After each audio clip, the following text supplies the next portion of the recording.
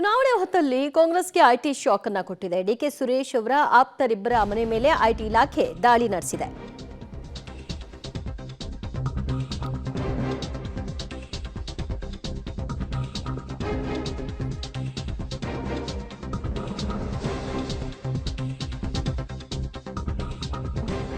ಚುನಾವಣೆ ಹೊತ್ತಿನಲ್ಲಿ ಕಾಂಗ್ರೆಸ್ಗೆ ಐಟಿ ಶಾಕ್ ಎದುರಾಗಿದೆ. ಡಿಕೆ ಸುರೇಶ್ ಅವರ ಆಪ್ತರಿಬ್ಬರ ಮನೆಯ ಮೇಲೆ ಐಟಿ ದಾಳಿಯನ್ನು ನಡೆಸಿದ್ದು, ಕೋಣನಕುಂಟೆ ಮನೆಯಲ್ಲಿ ಐಟಿ ಶೋಧ ಕಾರ್ಯವನ್ನು ನಡೆಸಿದೆ. ಬ್ಲಾಕ್ ಕಾಂಗ್ರೆಸ್ ಅಧ್ಯಕ್ಷ ಶ್ರೀಧರ್ ಮತ್ತು ಗಂಗಾಧರ್ ಮನೆಯ ಮೇಲೆ ಈ ದಾಳಿಯನ್ನು ನಡೆಸಲಾಗಿರುವಂತದ್ದು.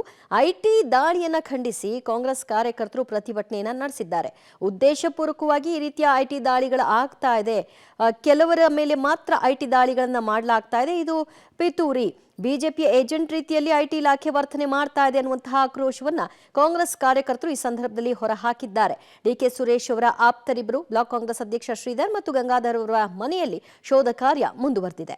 ಕೋಣನಕುಂಟೆ ಮನೆಯಲ್ಲಿ ಐಟಿ ಶೋಧ ಕಾರ್ಯವನ್ನ ನಡೆಸ್ತಾ ಇರುವಂತದ್ದು. ಅವರಿಗೆ ಸಂಬಂಧಿಸಿದಂತಹ ಹಲವಾರು ದಾಖಲೆಗಳನ್ನ ಪರಿಶೀಲನೆ ನಡೆಸುವಂತಹ ಕಾರ್ಯವನ್ನು ಕೂಡ ಮುಂದುವರೆಸಿದೆ. ಆದರೆ ಚುನಾವಣೆ ಹೊತ್ತಿನಲ್ಲೇ ಯಾಕೆ ಐಟಿ ಇಲಾಖೆ ಈ ರೀತಿಯಾಗಿ ದಾಳಿಗಳನ್ನ ನಡೆಸುತ್ತೆ, ಇದು ಉದ್ದೇಶಪೂರ್ವಕವಾಗಿ ನಡೆಸ್ತಾ ಇರುವಂತಹ ಐಟಿ ದಾಳಿ, ಇದರಿಂದ ನಮಗೆ ಯಾವುದೇ ರೀತಿಯಾದಂತಹ ಸಮಸ್ಯೆಗಳು ಆಗೋದಿಲ್ಲ ಅನ್ನುವಂತಹ ಮಾತುಗಳನ್ನು ಕೂಡ ಒಂದು ಕಡೆಯಲ್ಲಿ ಆಡ್ತಾ ಕಾಂಗ್ರೆಸ್ ಕಾರ್ಯಕರ್ತರು ಸಹಜವಾಗಿ ತಮ್ಮ ಪ್ರತಿರೋಧವನ್ನ ಈ ಸಂದರ್ಭದಲ್ಲಿ ವ್ಯಕ್ತಪಡಿಸಿ ಪ್ರತಿಭಟನೆಯನ್ನು ಕೂಡ ನಡೆಸಿದ್ದಾರೆ. ಕೋಣನಕುಂಟೆಯ ಹಲವು ಕಡೆಗಳಲ್ಲಿ ಈಗ ಶೋಧ ಕಾರ್ಯವನ್ನ ಪೊಲೀಸರು ಮುಂದುವರೆಸಿದ್ದಾರೆ.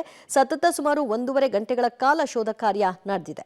ಮತ್ತಷ್ಟು ಮಾಹಿತಿ ಪಡೆಯೋಣ ನಮ್ಮ ಪ್ರತಿನಿಧಿ ಲೋಕೇಶ್ರಿಂದ. ಲೋಕೇಶ್, ಸದ್ಯ ಇಬ್ಬರ ಮನೆಯ ಮೇಲೆ ದಾಳಿ ನಡೆಸಿದ್ದು ಏನೆಲ್ಲ ದಾಖಲೆಗಳನ್ನ ವಶಕ್ಕೆ ಪಡ್ಕೊಂಡಿದ್ದಾರೆ, ಇನ್ನೂ ಕೂಡ ದಾಳಿ ಮುಂದುವರೆದಿದೆಯಾ? ದಿವ್ಯಾ, ದಾಳಿ ಈಗಲೂ ಕೂಡ ಮುಂದುವರೆದಿರ್ತಕ್ಕಂಥದ್ದು. ಕೋಣನಕುಂಟೆಯ ಡಿಕೆ ಸುರೇಶ್ ಅವರ ಆಪ್ತರಾದಂಥ ಮಾಜಿ ಕಾರ್ಪೊರೇಟರ್ ಗಂಗಾಧರ್ ಅವರ ಮನೆಯಲ್ಲಿ ಈಗಲೂ ಕೂಡ ಶೋಧ ಕಾರ್ಯ ಮುಂದುವರೆದಿದೆ. ಬೆಳಗ್ಗೆ 8 ಗಂಟೆಯಿಂದಲೇ ಐಟಿ ಅಧಿಕಾರಿಗಳು ಇಲ್ಲಿಗೆ 3 ಕಾರುಗಳಲ್ಲಿ ಬಂದು ದಾಳಿಯನ್ನು ಮುಂದುವರಿಸಿರುವಂಥದ್ದು. ಈಗಾಗಲೇ ಏನೆಲ್ಲ ದಾಖಲಾತಿಗಳು ಸಿಕ್ಕಿವೆ, ಏನೆಲ್ಲ ಪತ್ತಾಗಿವೆ ಅನ್ನೋದ್ರ ಬಗ್ಗೆ ಐಟಿ ಅಧಿಕಾರಿಗಳು ಇನ್ನೂ ಕೂಡ ಮಾಹಿತಿಯನ್ನು ಬಿಟ್ಟುಕೊಟ್ಟಿಲ್ಲ. ಆದರೆ ಮನೆಯಲ್ಲಿ ಇರ್ತಕ್ಕಂತಹ ದಾಖಲಾತಿಗಳನ್ನು ಪರಿಶೀಲನೆ ಮಾಡ್ತಾ ಇದ್ದಾರೆ. ಜೊತೆಗೆ ಒಂದಿಷ್ಟು ಅಮೌಂಟ್ ಇದೆಯಾ ಏನು ಅಂತೇಳಿ ಅದೆಲ್ಲವನ್ನು ಕೂಡ ಚೆಕ್ ಮಾಡ್ತಾ ಇದ್ದಾರೆ. ಈ ಚುನಾವಣೆ ಇರುವ ಕಾರಣದಿಂದಾಗಿ ಈಗಾಗಲೇ ಐಟಿ ಅಧಿಕಾರಿಗಳು ಎಲ್ಲ ಭಾಗಗಳಲ್ಲೂ ಕೂಡ ಅಲರ್ಟ್ ಆಗಿದ್ದಾರೆ. ಎಲ್ಲೆಲ್ಲಿ ಅಮೌಂಟ್ ಸಿಕ್ಕಿದೆ, ಅಮೌಂಟ್ ಸಿಕ್ಕಿರ್ತಕ್ಕಂಥ ಮೂಲ ಯಾವುದು, ಯಾವ ಕಡೆಗೆ ಸಾಗಾಟ ಆಗ್ತಾ ಇದೆ, ಇದೆಲ್ಲವನ್ನು ಕೂಡ ಪರಿಶೀಲನೆ ಮಾಡಿದ ಸಂದರ್ಭದಲ್ಲಿ ಒಂದಷ್ಟು ಸಂಶಯಾಸ್ಪದ ಇರತಕ್ಕಂಥ ಏರಿಯಾಗಳ ಮೇಲೆ ಅವರು ದಾಳಿಯನ್ನು ಮಾಡ್ತಾರೆ. ಇವತ್ತು ಬೆಳಗ್ಗೆನೂ ಕೂಡ ಕೋಣನಕುಂಟೆಯಲ್ಲಿ ಇರ್ತಕ್ಕಂಥ ಶ್ರೀಧರ್ ಮತ್ತು ಗಂಗಾಧರ ಎನ್ನುವಂಥವರ ಇಬ್ಬರು ಮನೆಗಳ ಮೇಲೆ ಈಗ ದಾಳಿ ಮಾಡಿ ಐಟಿ ಅಧಿಕಾರಿಗಳು ಮುಂದುವರಿಸಿರುವಂಥದ್ದು. ಈಗಾಗಲೇ ಬೆಳಗ್ಗೆ 6 ಗಂಟೆಯಿಂದನೂ ಕೂಡ ದಾಳಿ ಮುಂದುವರೆದಿದೆ ಅಂತೇಳಿ ಹೇಳಲಾಗ್ತಾ ಇದೆ. ಇದೊಂದು ದುರುದ್ದೇಶಪೂರಿತವಾದಂಥ ದಾಳಿ ಅಂತೇಳಿ ಈಗಾಗಲೇ ಕಾಂಗ್ರೆಸ್ನ ಕಾರ್ಯಕರ್ತರು ಈ ಒಂದು ಐಟಿ ದಾಳಿ ಆದಂಥ ಮನೆ ಮುಂಭಾಗದಲ್ಲಿ ಕೂಡ ಪ್ರತಿಭಟನೆಯನ್ನು ಮಾಡಿ ಈ ಒಂದು ದಾಳಿಗೆ ವಿರೋಧವನ್ನು ವ್ಯಕ್ತಪಡಿಸಿದ್ರು. ಈ ಹಿನ್ನೆಲೆಯಲ್ಲಿ ಪೊಲೀಸರು ಕೂಡ ಮನೆ ಮುಂಭಾಗದಲ್ಲಿ ಮತ್ತೆ ಕಾಂಗ್ರೆಸ್ ಕಾರ್ಯಕರ್ತರು ಬಂದು ಇಲ್ಲಿ ಪ್ರತಿಭಟನೆ ಮಾಡಬಹುದು ಅಂತೇಳಿ ಪೊಲೀಸ್ ಭದ್ರತೆಯನ್ನು ಕೂಡ ಹೆಚ್ಚಳ ಮಾಡಿಕೊಳ್ಳಲಾಗಿದೆ. ಈಗಾಗಲೇ ಏನು ಇದೊಂದು ದುರುದ್ದೇಶಪೂರಿತ ಅಂತೇಳಿ ಕಾಂಗ್ರೆಸ್ನ ಕಾರ್ಯಕರ್ತರು ಆರೋಪ ಮಾಡ್ತಾ ಇದ್ದಾರೆ. ಇದು ಈ ಗೆಲುವನ್ನು ಸಹಿಸಲಾಗಲಿಕ್ಕೆ ಈ ರೀತಿಯಾದಂಥ ಐಟಿಯನ್ನು ಬಿಟ್ಟು ಈ ರೀತಿ ದಾಳಿ ಮಾಡ್ತಾ ಇದ್ದಾರೆ.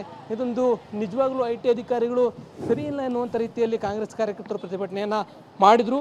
ಆದರೆ ಡಿಕೆ ಸುರೇಶ್ ಅವರ ಆಪ್ತರಂತ ಇಬ್ಬರ ಮನೆಗಳ ಮೇಲೆ ಬೆಳಗ್ಗೆಯಿಂದಲೂ ಕೂಡ ದಾಳಿ ಮುಂದುವರೆದಿದೆ.